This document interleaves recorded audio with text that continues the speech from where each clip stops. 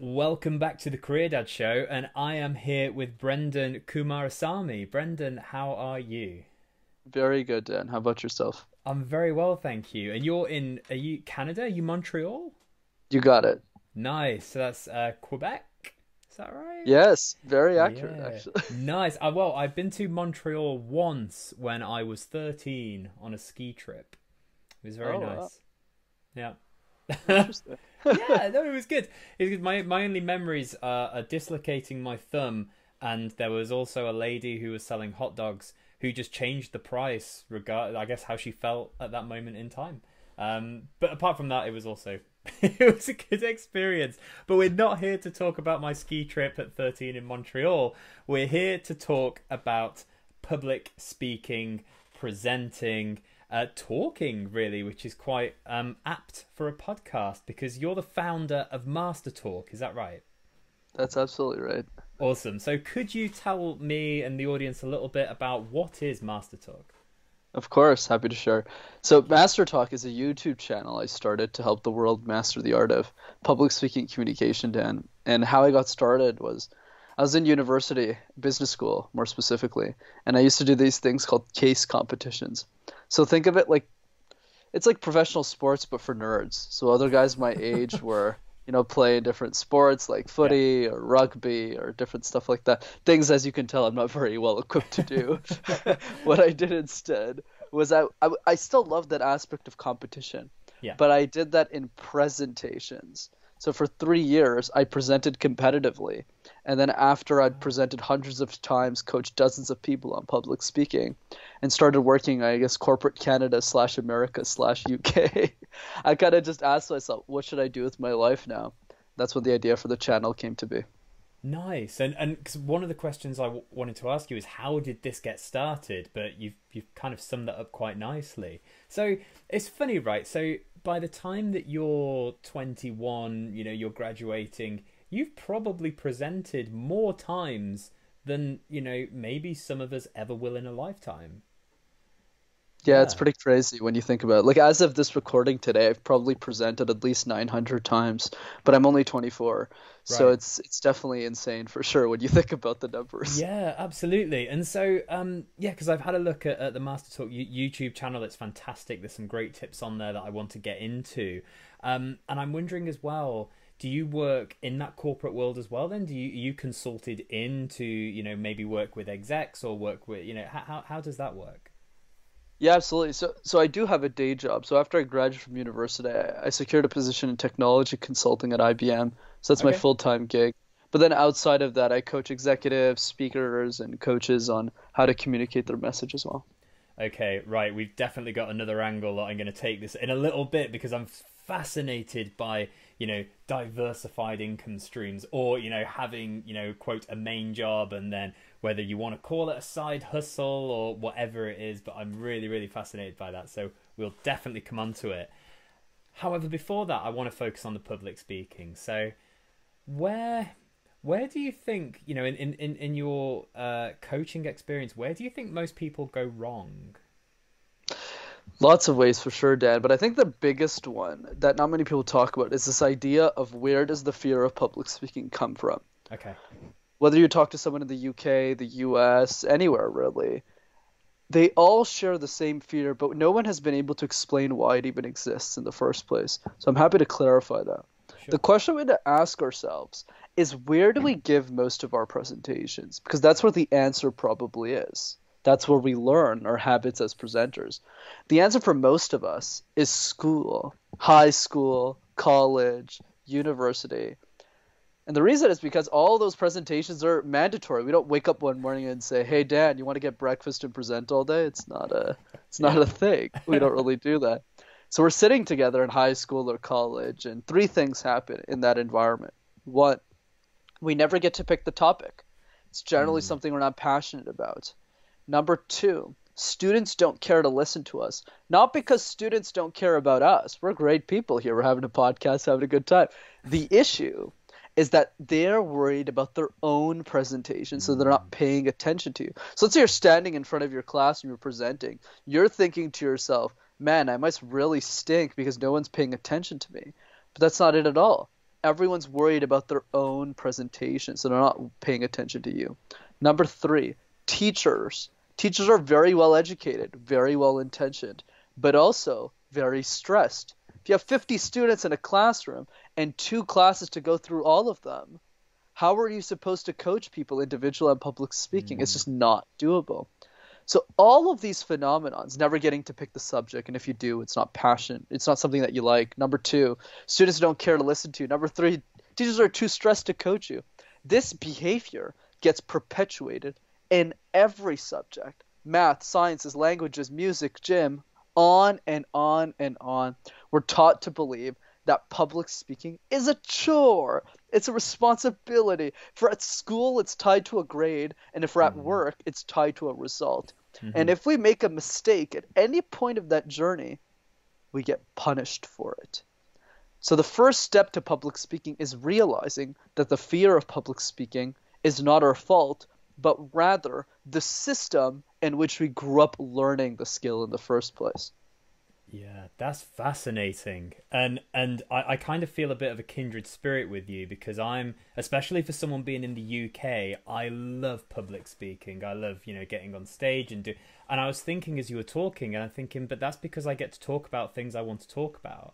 So if I want to talk about parental guilt and why, we need to support mums and dads in the workplace, that's because I'm passionate about that. And yeah, if someone said, can you give a talk on, I don't know, the evolution accounting of marketing? Yeah, exactly, right. I'm like, yeah, no, I'm not too fussed on that. So, this is interesting. So how do people who might not be as inclined to get, I think I've asked a question and I'm asking another question at the same time, but people generally realize that being able to public speak and present and interview well is good for their career. They've kind of made that connection, but there is something that's holding them back, the fear, kind of as you talk about.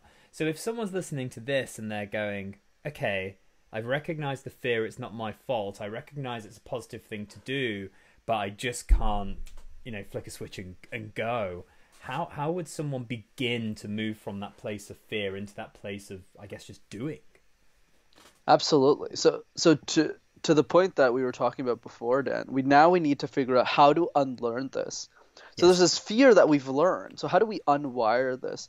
The way that I think about it is what I call the repeatable presentation. So I'll give you an analogy to demonstrate this. Let's say we both want to learn how to play piano. And we both have 2 options here. Option 1 is saying, okay, Dan, let's get 15 songs together and try and figure this out. And if we're Mozart, that's going to work. But unfortunately for us, we're not Mozart. So we have to go to option 2. Yeah. Option 2 is saying, what is the one song that we both like? And how can we both master that? So you're going to spend, a couple of hours every week just playing that one song for a couple of weeks and see what happens.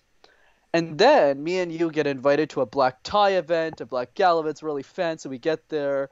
We got really nice suits on, and there's a piano there. So you sit down on the piano. You start playing that one song that you know.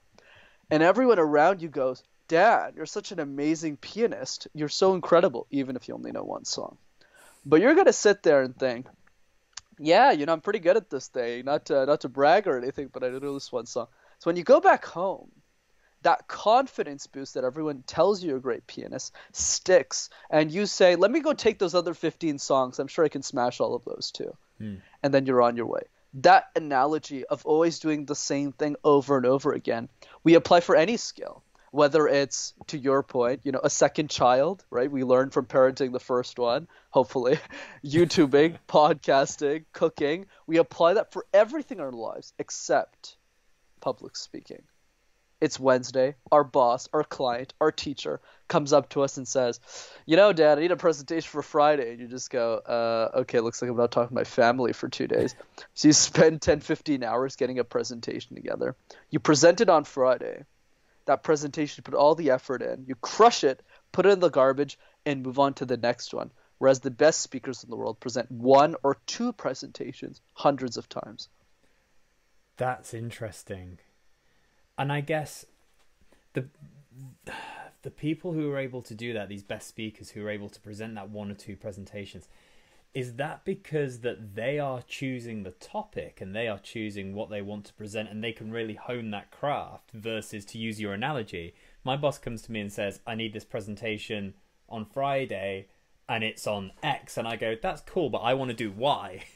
They're going to go, that's great, but I need you to do this thing. So how do you refine that craft of the one? Is that something you have to do as extra curriculum?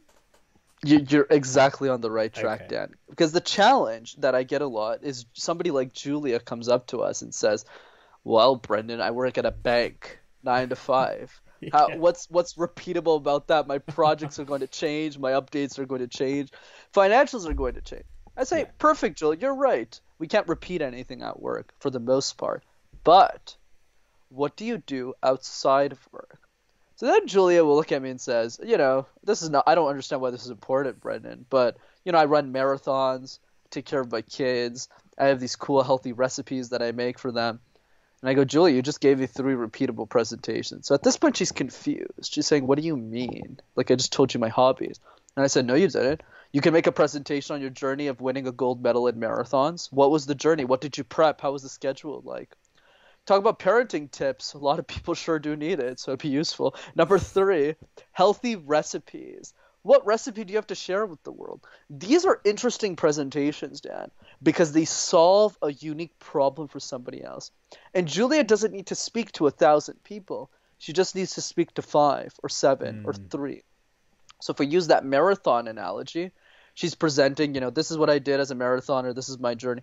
All it takes is one of them to come up to Julia and say the following: "Hey, Julia, that was a really great presentation. I actually went for a run this morning. Thanks for encouraging me." And then Julia gets addicted to public speaking. In the same way, for you, the presentation is obvious too. It's your own podcast. If you talk about the podcast and how it grows, who you're trying to serve, what you're trying to accomplish at different, chambers of commerce around your area or universities or something like that, what's interesting and unique about that type of presentation is you could do the same one forever.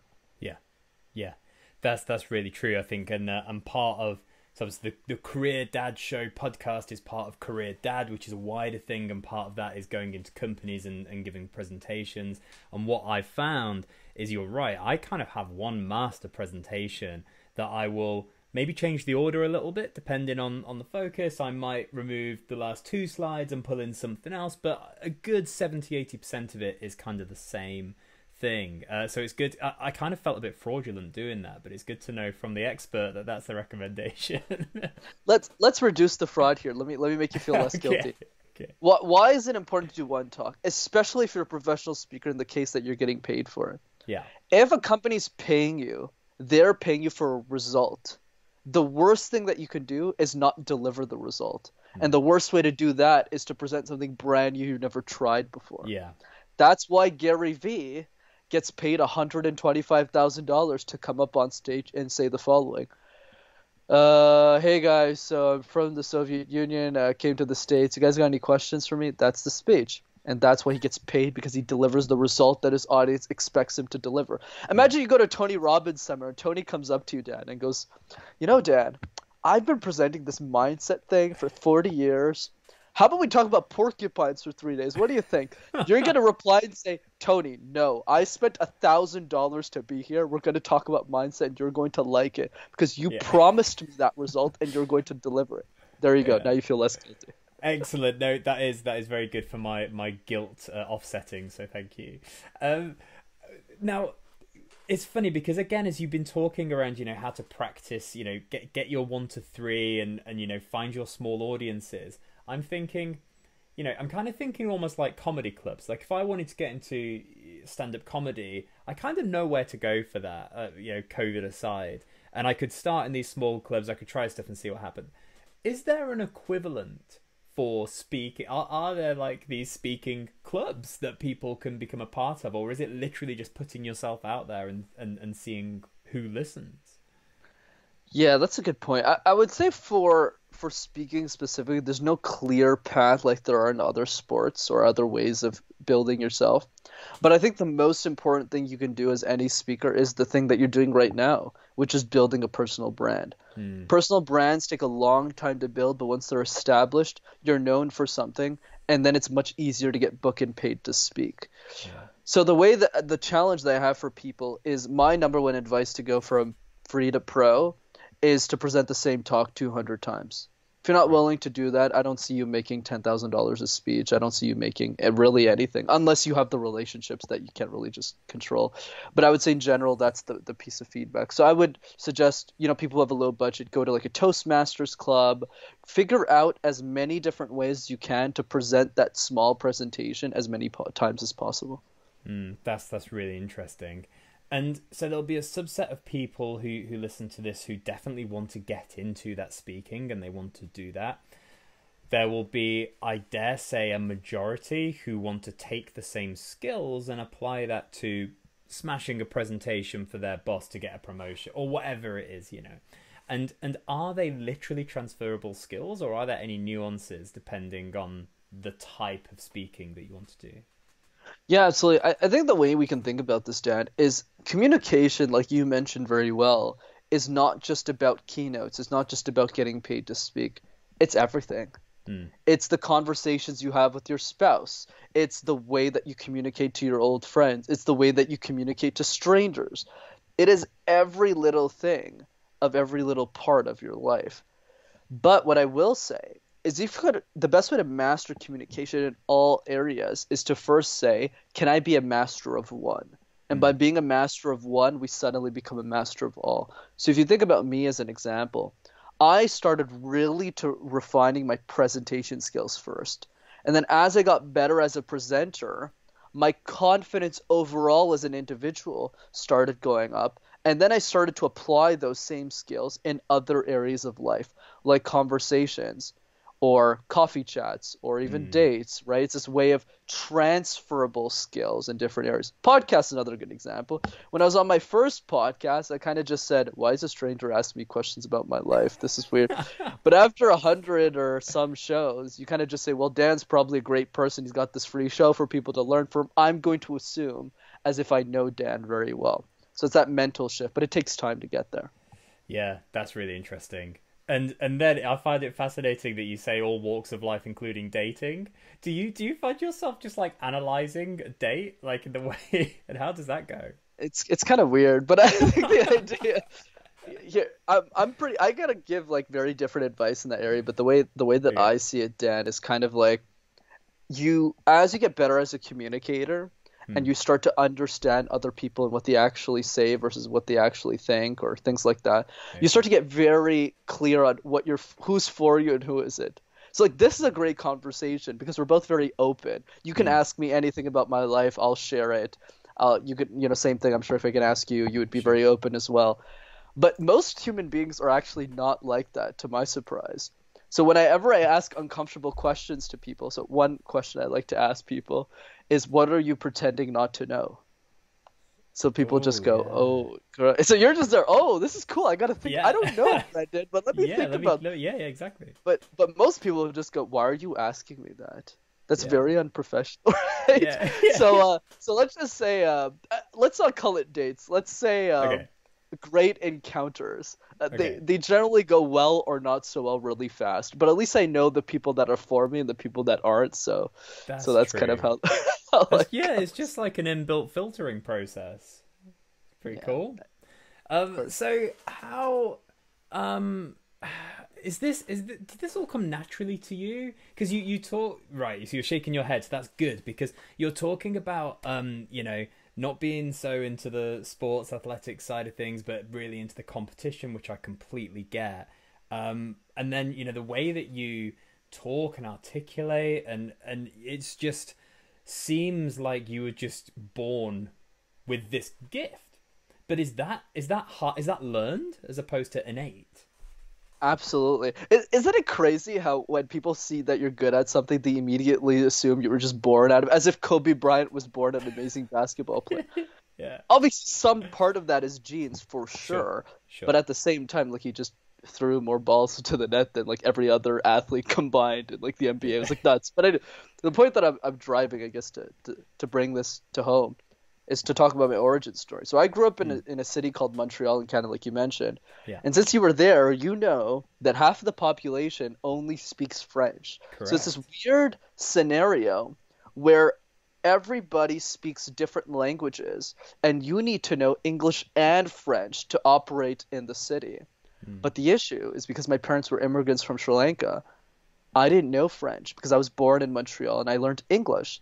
So my parents put me in French school, which means my whole life, not only was I uncomfortable with presentations, I had to present in a language I didn't even know. Wow. And that's the point of MasterTalk. If I could do it, anyone could do it. So, I mean, not to go off on too much of a tangent, but how was that? Like, what age were you when you get sent to French school not knowing the language? So I got lucky, and obviously I'm grateful because I'm trilingual today. But Sure. I joined at a very young age, so at 5. So I Wow. went to daycare when I was 2 to 3 years old, and that's how I Yeah. learned English. Because my mom and dad had accents, so they didn't want to teach me the wrong answers, so they sent me to an English daycare before I went to preschool. Wow. But when Okay. I went to preschool, I immediately went to French, and I just said I can't talk to anyone. So for the first 2 3 years, I was mostly silent. It was so weird. From what I remember, I got Yeah. really lucky because from most stories I hear kids are like really mean, but when I was growing up, the kids were really nice actually. They Yeah. would kind of just come up to me and say, "Oh, okay, let me try." Like some of them were like trying English on me, and it was really fun. And I ended up getting the language right around grade 2, and then Yeah. from there I was fluent. But it still took me a good 4 years to get right, but it was struggling for sure. Yeah, yeah, definitely. It's like as if you need an extra hurdle at that age. But as you say, now in hindsight, it's probably served you incredibly well. Absolutely. Um, so you talked around as well that you started off honing one skill around presenting, and that's where you kind of built up your trade. Are we talking like PowerPoint, or are we talking about just present as in talking, but just presenting on stage? Or when I hear presentations, I see a deck, I see masses of information on PowerPoint slides, and is that what we're talking about? You got it. I'm happy to clarify. Yeah. Most people don't know what a case competition is because it's a subculture within a subculture. So picture this, okay? People in the world, this actually happens. Like they fly out from Thailand to Montreal every year, spend $10,000 to enter the competition. Hotels, accommodations, food, everything is covered by the school just to present PowerPoint slides. I know this is nuts, but what a case is essentially is a company like Walmart or something Yeah. comes up to the students and says, "Here's a business problem I'm having in my organization. All of your teams have 15 hours, 16 hours, a day or two to crack the case, or in sometimes 3 hours, make slides, do everything. In some cases, you don't even get internet access. You have to figure out everything. And at the end of the time, you have to immediately present back your solution to a board of executives." So imagine me when I was 20, 21. Yeah. You would see me presenting in front of senior VPs of companies. So the first couple of times I was doing this, I was like, why would anyone sign up for this? Like, this is Yeah. crazy. Yeah. But the reason most people did is because a lot of these individuals wanted to get the top jobs out of business schools. So in the US, the context is, bankers on Wall Street, people who work at big management consulting firms. So these are very coveted jobs, or big accounting firm jobs. Almost all of the new recruits or new hires are from case competitions because they're extremely competitive to get a job there. That's why most of us compete. So essentially, to answer your question, Dan, I went through an insane boot camp, and the worst part of it all is I was the warlord of that program. So I was the person who was running the ship. So, like, let's say 400 people apply every year. Yeah. 40 to like 80 people every year would actually get in, and I would be the person deciding who gets in and who does it with another group of people. So basically what would happen is I was like the sergeant general of this whole thing. So I was the most insane of them all. So I've Yeah. done 50 case competitions in my 3 years, which is unheard of. Right. And I've presented over 500 times in 3 years. And in addition to that, I was coaching all the other teams. So you could see me like on a Sunday evening at like 10 p.m., sometimes even Christmas, and you just see me yelling at a team and telling them how bad their presentation was. So it was a crazy boot camp. That's why I know so much about public speaking at such a young age. Wow. And is that Yeah. is that how you secured your role at IBM? That's correct. So IBM is a sponsor of one of these competitions, and I got noticed by a recruiter. So that's how it happens for most of us. Yeah. Wow. And So obviously with this being the career dad show as well, so you've obviously you're clearly passionate about, you know, Master Talk and helping and giving back and probably wanting to grow that side of your business, but as well, you seem quite motivated and passionate about your actual career as well, with whether that be with IBM or where that might lead in the future. What does the future look like for you? Yeah, it's funny if you asked me that a couple of years ago, Dan, when I was 19, 20, and I started university. My goal was really Mm, simple when I was 19. It was to be a senior partner at McKinsey or okay. IBM. Like I wanted to be at the top of the management consulting ladder. My parents were in poverty. I didn't want to be in poverty. I wanted to solve problems. This is great. But what happened over time as I started getting overqualified for the jobs I was applying for because I was just putting in like monstrous amount of most people who get hired into these jobs probably did 5 or 10 case competitions. I did like 50 or 60. Hmm. So when I started working and I realized I was going to become a senior executive before I was 30, I kind of just said, what's there to my life? Is there more to this? And to be frank, if we were having this conversation 30 years ago, there probably wouldn't have been more to my life. I would have had a Yeah. great family, I would have made a lot of money, and I would have died, and that would have been my story. But because of the nature of the times that we live in, the fact that we can even have this conversation, Sure. I have the opportunity that Dale Carnegie didn't in his time, because he had the opportunity to share a book of knowledge, how to win friends and influence people. But we don't know how he influences people. We don't know how he talks. We don't even know how Hmm. he looks like, barely, kind of. So I have this opportunity where after I die, people can learn from me forever. So I really want to focus in on Master Talk and ultimately be the number one speaking coach that ever lived. That's the ultimate goal. So I love that because that's an aspirational goal, but I love it because it's a goal, right? It's not just a pipe dream. I don't know if you'll know the answer to this, but I just want to ask why. Because to your point, right? So you could, you know, be a senior exec by the time you're 30, probably retire at 35 if you wanted to, and Correct. have a lot of money to travel the Yep. world, do whatever. And it's interesting because you've already identified that as a potential path, and you've kind of gone, ah, there's got to be something more. And part of that more is giving back. And I think I know I've got an idea of what the answer could be, but I'm just interested as to why that's where you're at. Absolutely. Here's the mistake most people make, Dan, in their lives. Because I'm sure you're sitting there wondering, how is this kid like so knowledgeable about life? Like, this is crazy. So I'm happy to share. There is one habit that I do that nobody talks about on podcasts, and it drives me crazy. The habit is not yoga, it's not meditation, it's not exercising, though all those things are great. It's the following. Ask yourself one hard question about life every single day. What are you pretending not to know? If you had all the money in the world, how would you spend your time? Write your own funeral speech. All of those things. Nobody spends any amount of time asking themselves the hard questions about life. So when they get towards the end of life, they start to regret a lot of things and then Mm. pass away, which is very unfortunate. Whereas after a long discussion with myself for many years, I just started that process at a much earlier stage than most. I came to the following conclusion. My happiness, for me specifically, is solely derived from doing great things. I don't understand why that is. It's just the reason that I am. But the way that I see it, for those who haven't seen the Free Solo documentary, I highly recommend it. If you haven't seen it, Dan, basically what it No. is, it's a guy who it's basically the documentary of a guy who climbs one of the largest walls in the world without a rope.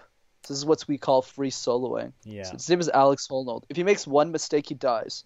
Yeah. So basically, the whole documentary, you're just holding onto your seat. You're like, because you know he lives, but you're Yeah. kind of just there, like. Yeah. And there's one moment in that documentary that spoke to me so much that just made sense for me, but didn't doesn't make sense for most people. Where he said the following: He said, "Me and my girlfriend, I'm pretending to be him now, have different views of happiness. My girlfriend's view of happiness is, having a great family, getting picnics with me, enjoying shopping or having a good time or being on vacation." And then he says, none of these things are wrong, but the way that I perceive happiness is doing things that are great. For 10 years, I looked at that wall and I said I didn't want to climb it. But the reason I did is by the following. What would happen if I did finish it? What Mm. world would that open up? And to him, the reason he climbed was so other kids after him could look at him and say, I want to climb a bigger wall. Yeah. That is insane. That's crazy.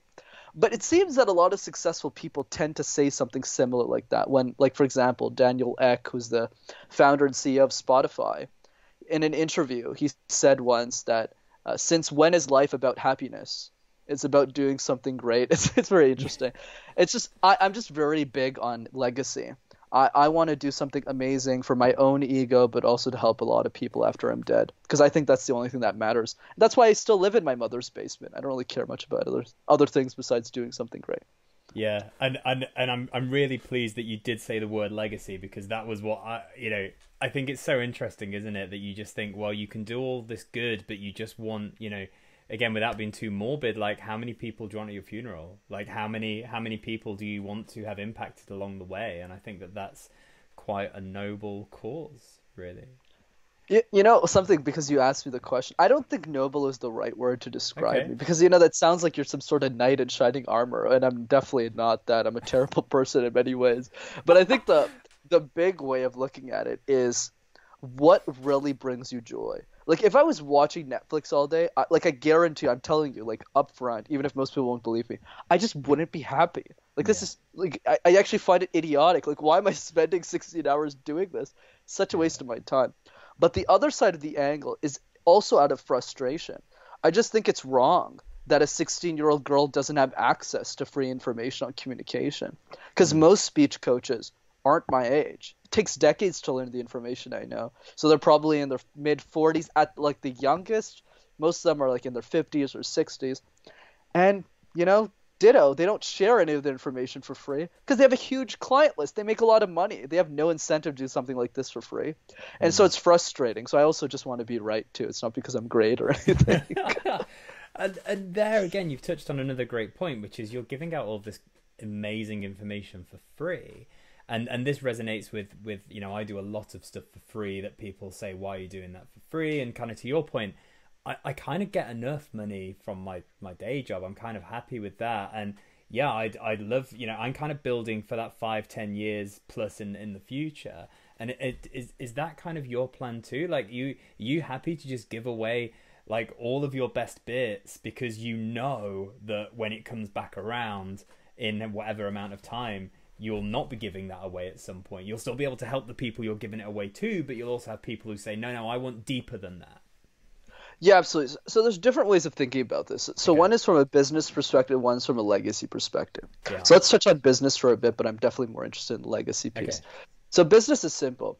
It's just obvious if we look at all of the big influencers, the people who give the most free content, they just end up making the most money. Seth Godin is the best example. You either know Seth or you don't, but if you know him, you really know him, right? Yeah. Because he's like a top 10 blog in the world. He gets paid almost $200,000 a speech now. And he probably has a net worth of $20-30 million, even if most of that doesn't even come from his influencer stuff. But the point that I'm driving is because he adds so much value to people up front, you almost feel guilty. And that's why he has 19 international bestsellers. Not 7, not 2, 19. And he's about to drop another book in November that I've already pre-ordered. So that's the point. Yeah. When you give back to others, it just makes sense from a business perspective. Once again, not interested in that piece. Okay. The interesting piece, because I've gotten business because of that approach, but the idea with the legacy piece that I love, that really speaks to me as a person, is what are you going to do for the 99% of humanity? When I was 19, when I was 18, I didn't have money for a $300 course. I didn't have money for anything. I was a broke student. My mom was making minimum wage. But the reason I, quote unquote, became woke and grew up really fast and matured quickly was because of the generous people that came before me. So an example I can cite is Lewis Howes' School of Greatness. Lewis has a top 100 podcast in the world. He started the podcast 7 years ago. But he didn't have to. He was a multimillionaire before he even started making episodes. So why did he? For a legacy. But because he did that and it was free, I was able to learn a lot. And then obviously I buy his programs today. Now I'm in a better financial situation. So the question we need to ask ourselves as influencers is people are going to buy our programs. That's great. But what are we going to do for the 99% of people who just can't afford a $100 program or even a $50 program? That's what really passions me about life. And that's why I started MasterTalk in the first place. And, it just ended up being a business and executives wanted me to coach them now. But that's secondary, in my opinion, anyways. Yeah. So what do you think is the future of MasterTalk? Where would you like it to go? Yeah. So for me, I definitely have big plans for the channel. That's why I'm pretty hardcore with the guests, the podcasts that I guest on, the things that I do. Yeah. But I would say in general, I think the biggest takeaway is I don't want to play under my potential. Like I would be really disappointed if I got into a car accident next year and just died, and all of the information I had in my head just doesn't get shared with the world. And Yeah. it's more frustrating because nobody else is doing this. Like just to give you an idea of how crazy I am, Dan, as of this recording, I have content written until September of 2022. So I'm Wow. 2 years ahead, and I'm trying to get 5 years ahead since I can't travel anymore because I care so much. Like I'm so worried I'm going to die that I just want to like create as much things as possible. So the goal is not to underplay my potential, which hopefully ends up becoming, Master Talk hitting, the numbers it's supposed to hit.